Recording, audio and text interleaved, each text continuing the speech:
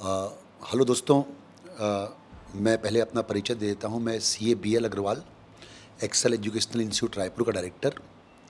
और मेरे साथ अभी बैठी हुई हैं राशि दमानी। इस बार इन्होंने जनवरी 2025 के एग्ज़ाम्स में सीए इंटर में ऑल इंडिया रैंक 39 हासिल किया है। तो राशि बेटा, आपको बहुत बहुत बधाई थैंक यू सर। इस अचीवमेंट के लिए। मेरे साथ हमारे डायरेक्टर संजय गोयल जी बैठे हुए हैं। हेलो फ्रेंड्स, इस वीडियो में अपन कोशिश करेंगे राशि से जानने की कि उसने किस तरीके से तैयारी की। और मैं आपको ये भी बता दूं कि ये राजनांदगांव की है और वहाँ से निकलकर रायपुर में आने का ऑब्जेक्ट कैसा रहा, स्कूल में कैसी थी और किस तरीके से प्लान की और क्लास का उसको कैसे बेनिफिट मिला, एक एक चीज़ विस्तार से हम जानने की कोशिश करेंगे। और हम कोशिश करेंगे कि ये वीडियो उनके लिए बहुत फ्रूटफुल रहे, बहुत काम का रहे, जो आगे सी इंटर की तैयारी कर रहे हैं बच्चे अभी और आगे के अटेम्प्ट में देने वाले हैं। तो सब्जेक्ट वाइज एक एक चीज़ बारीकी से जानने के लिए हमारे senior faculty member director BL Agarwal ji बात करेंगे।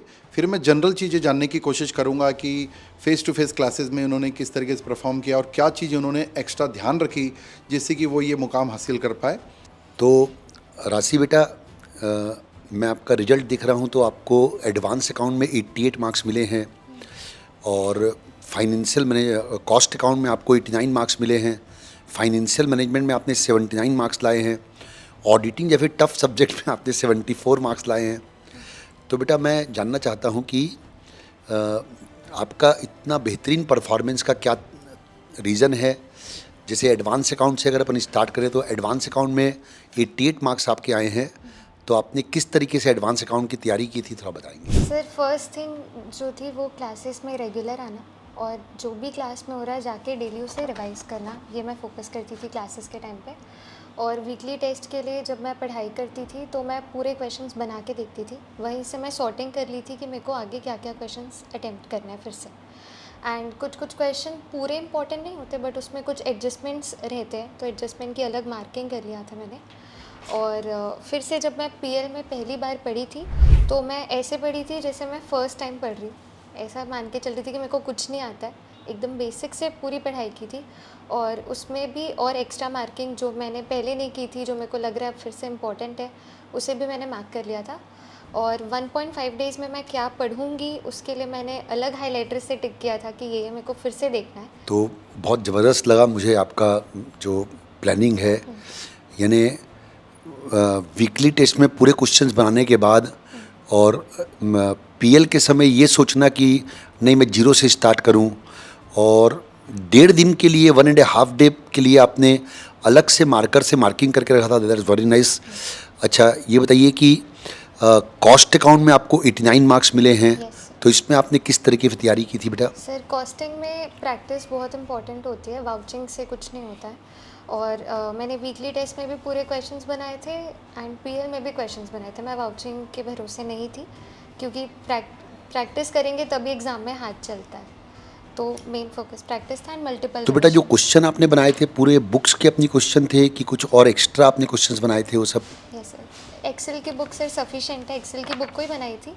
और उसमें पिछले सालों के एमटीपी आरटीपी कवर्ड होते हैं, उसके अलावा रीसेंट एमटीपी आरटीपी मैंने सॉल्व किया था, सफिशेंट होता अपना। अच्छा, आपको ऑडिटिंग जैसे टफ सब्जेक्ट में 74 मार्क्स मिले हैं, जबकि ऑडिटिंग में बच्चों का ये कहना रहता है नॉर्मली कि वो ऐसे वगैरह रिटेन ही नहीं होता है, बिल्कुल ऐसा लगता है बार बार एक ही चीज़ पढ़ते जा रहे हैं। यस तो उसके पीछे क्या आपकी मेहनत रही, थोड़ा बताएंगे। सर, क्लासेस के टाइम पे ऑडिट में मेन फोकस होना चाहिए कॉन्सेप्ट क्लैरिटी में। और सर जैसे जैसे पढ़ाते हैं, सर क्लास में रिपीट कराते हैं तो सर के साथ रिपीट भी करना चाहिए, वहाँ से रिटेन होता है। उसके बाद वीकली टेस्ट के लिए भी नॉर्मल प्रिपरेशन।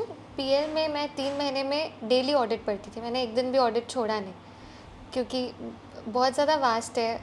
एंड सर हम लोग को न्यूमेरिक्स याद कराते थे, उसके लिए मैंने अलग से डायरी में लिख लिया था कि क्या न्यूमेरिक का क्या फुल फॉर्म है, एंड उसको मैं रिवाइज करती रहती थी ताकि उसका ग्रिप ना छूटे मेरे से। यस देखिए, मैंने अभी हमारे यहाँ से 2 AIR और आए थे, AIR 15 और AIR 17। ऑडिट के बारे में जो विचार राशि के हैं ना, मेरे को सरप्राइज़ हो रहा है जान के कि वही विचार उन दोनों AIR के भी थे। उन्होंने भी यही कहा था कि हम लोग ऑडिट पूरे पीएल में पढ़े थे, हमने कभी भी ऑडिट को छोड़ा नहीं।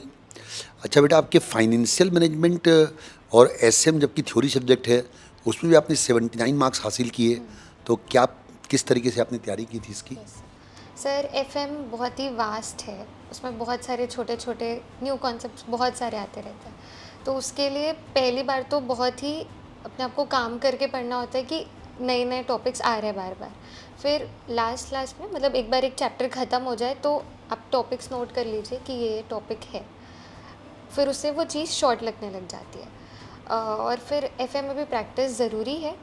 एसएम के लिए मैं बोलना चाहूँगी कि एसएम को सब लाइटली लेते हैं, पर एसएम एक बहुत ही इजी सब्जेक्ट है, अगर उस पर थोड़ा फोकस करें स्टार्टिंग से या बाद में भी करें तो उसमें बहुत अच्छा स्कोर किया जा सकता है। एफएम में बस एसएम में हमें जो कीवर्ड्स है उस पर फोकस करना चाहिए, ऐसे याद करने की भी ज़रूरत नहीं हो जाती, वो बहुत ईजीली हो जाता है, फिर बहुत स्कोरिंग भी बन जाता है। एफएम में जैसे बेटा आपने बोला कि काफ़ी वास्ट है, तो एफएम में आपका ज़्यादा फोकस कॉन्सेप्ट क्लैरिटी में और फॉर्मूले वगैरह याद करने में था कि ज़्यादा फोकस ज़्यादा प्रैक्टिस करने में था, क्या था मतलब? सर क्लास के टाइम पे कॉन्सेप्ट क्लैरिटी पे फोकस था, एक बार आपका कॉन्सेप्ट क्लियर हो जाए फिर प्रैक्टिस ही काम आती है, तो प्रैक्टिस भी मैंने की थी अच्छे से।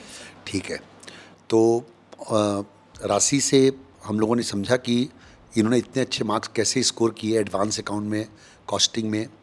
अब मैं माइक संजय सर को पास ऑन करता हूँ। Thank you sir. राशि, सबसे पहले मैं ओवरऑल प्लानिंग जानने के पहले, क्योंकि सब्जेक्ट वाइज तो सर ने और तुमने बहुत अच्छा बोला, एक मेरे को टैक्स का भी बताओ, आप टैक्स की तैयारी कैसे की है? मतलब इनकम टैक्स को इन जनरल अब मैं पढ़ाता हूँ तो मैं सुनता रहता हूँ कि बहुत टफ लगता है बच्चों को, तो तुमको शुरू से कैसा लगता था और कैसे हैंडल किया इनकम टैक्स को, जीएसटी को, ये बताओ थोड़ा। सर टैक्स नया सब्जेक्ट रहता है, टफ थोड़ा लगता है स्टार्टिंग में, बट क्लासेस में बहुत ज़्यादा फोकस से बैठना चाहिए मेरे हिसाब से, और आपके साथ साथ चलना चाहिए, आगे आगे नहीं भागना चाहिए। ये आपने क्लासेस के टाइम आगे नहीं भागना चाहिए का मतलब क्या? मतलब आपकी स्पीड से चलना चाहिए, आपकी एक एक बात बहुत इंपॉर्टेंट रहती थी, एक भी बात मिस नहीं होनी चाहिए, और पूरे प्रोविज़न को समझो और जैसे आप अप्लाई करते थे, क्योंकि क्लासेस के टाइम पे हम लर्निंग मोड में, अभी हमें यहाँ से सीखना है, फिर उसको पीएल में अप्लाई करना है। कभी कभी बच्चे क्लासेस के टाइम पे आगे आगे भागने लग जाते हैं, जिससे बहुत सारी बातें आपकी, जिसके लिए मैं टोकता था कि आपको बनाने नहीं, जल्दी जल्दी आंसर नहीं निकालना, पहले सुन लो बात। सुनना है। अच्छा अच्छा, तो ये चलो बहुत अच्छी बात है। वो एक्चुअली में क्या होता है सर, मतलब ये कॉन्सेप्ट पढ़ाते समय उनको दिख जाता है कि ये क्वेश्चन तो हमसे सॉल्व हो जाएगा, तो बच्चे वो फटाफट आंसर निकालने के पीछे भाग जाते हैं। तो मैं कई बार ये बोलता भी था क्लास में कि ये क्वेश्चन नहीं आने वाला एग्जाम में, कुछ नया ही आएगा। ये बहुत अच्छी बात, मतलब ये मैं पहली बार सुना हूँ सर किसी स्टूडेंट से कि आगे नहीं भागना है, जबकि आगे जाना तो अच्छा माना जाता है। ठीक है, तो क्लास के साथ रहना है। दूसरा, चैप्टर वाइज या और कुछ गाइडेंस जो देना चाहो टैक्सेशन के लिए? सर प्रोविजंस को अच्छे से कॉन्सेप्ट क्लैरिटी होनी चाहिए, उसमें बाय हार्ट आपको याद रहनी चाहिए, फिर उसका क्वेश्चन में एप्लीकेशन प्रैक्टिस से वो इम्प्रूव होते जाता है।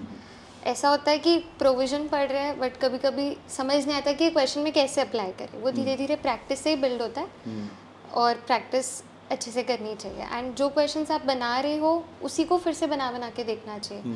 हम सोचते हैं कि ये बन गया, अब नए क्वेश्चंस पे जंप करने लग जाते हैं, बट पहले उसी को अच्छे से दिमाग में सेट कर लेना चाहिए, और एक प्रोविज़न आप एक क्वेश्चन में अप्लाई करना सीख गए तो वो फिर हो जाता है, उसी को रिपीटेटिवली करेंगे तो बहुत बेनिफिट। और इतने सारे प्रोविज़न कैसे रिटेन करना, उसके लिए क्या गाइड है कि भाई इतने सारे प्रोविज़न फिर 1.5 दिन में आपको रिवाइज करना है, सेलेक्टेड क्वेश्चन बनाने हैं, तो उसके लिए क्या प्लानिंग होनी चाहिए? उसके लिए सर मल्टीपल रिविजन्स ही मेरे को सही लगता है, बार बार रिविजन करें, बार बार गो थ्रू करते रहिए तो वो दिमाग में सेट हो जाता है।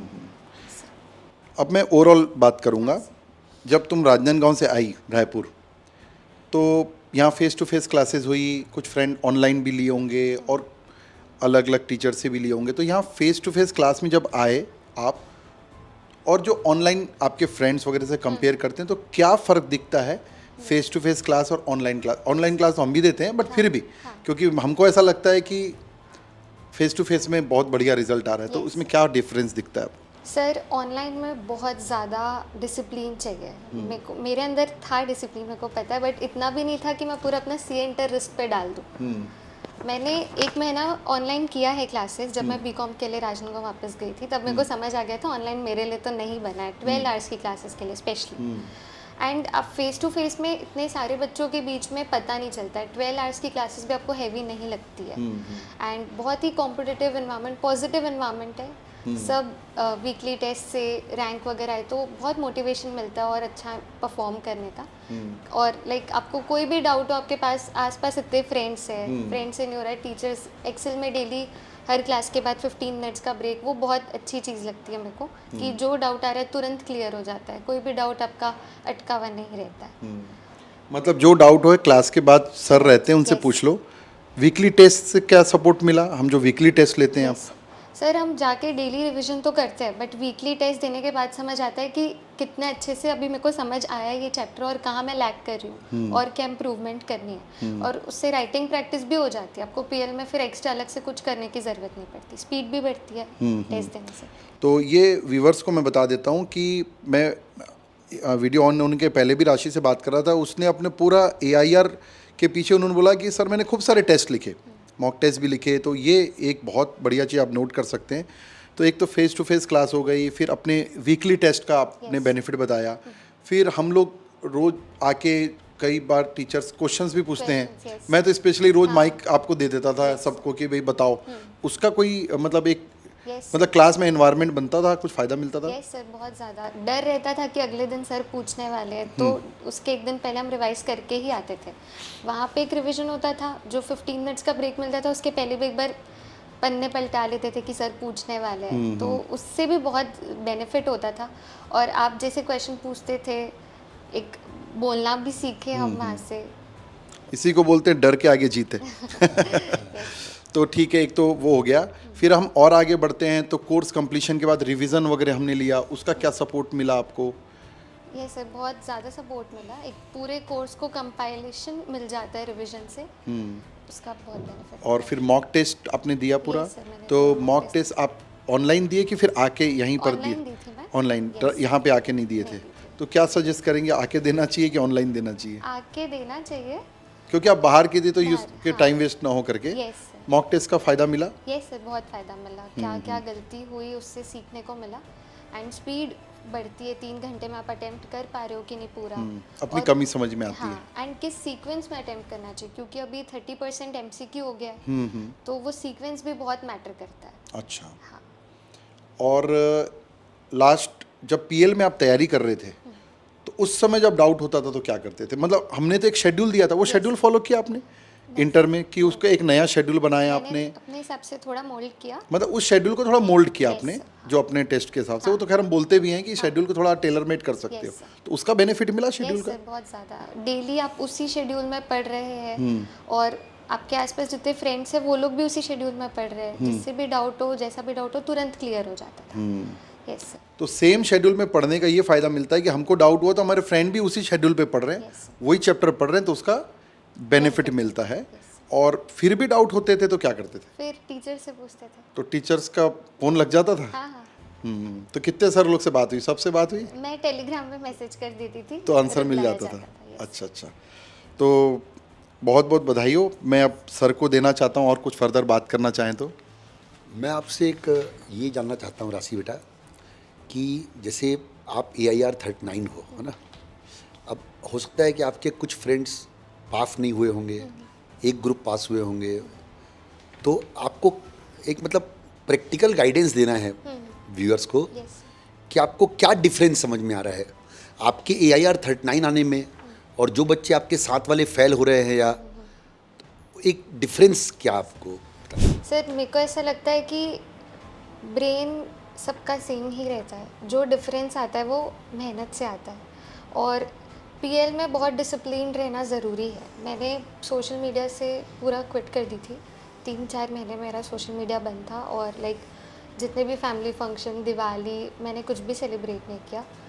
थोड़ा वहाँ पे त्याग करना भी ज़रूरी है एंड डिसिप्लिन से पढ़ाई करो, एक डेली शेड्यूल फॉलो करो, उठने का टाइम, सोने का टाइम फिक्स रहना चाहिए मेरे हिसाब से। एंड मेहनत एक सही डायरेक्शन में होनी चाहिए। टेस्ट देने से ये समझ आता है कि मेरी मेहनत कितनी सही डायरेक्शन में है और कहाँ कमी है, कहाँ मेरे को इम्प्रूवमेंट करना है। तो आई फील टेस्ट देने चाहिए, मॉक टेस्ट दो और ये सब। तो ये बात मेरे को राशि की बहुत अच्छी लगी। दो बातें जो इन्होंने बोली ना, कि एक तो पीएल के समय पूरा डिसिप्लिन मेंटेन करना, और दूसरा मेहनत सही डायरेक्शन में होना।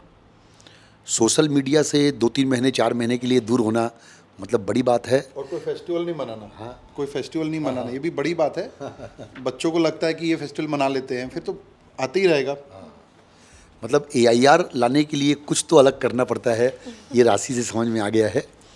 तो राशि बहुत बहुत बधाई आपको बेटा, Thank you, sir. और फ्यूचर के लिए आपको हमारी बेस्ट विशेष सबकी, Yes, और thank you. Okay, thank you राशि, बहुत बहुत बधाई हो, और ऑल इंडिया फर्स्ट रैंक लाओ आप CA फाइनल में। बिल्कुल। बहुत बड़ी आर्टिकलशिप करो और जो लाइफ में चाहते हो वो हो जाए, हमारी यही शुभकामनाओं के साथ। Thank you viewers, thank you.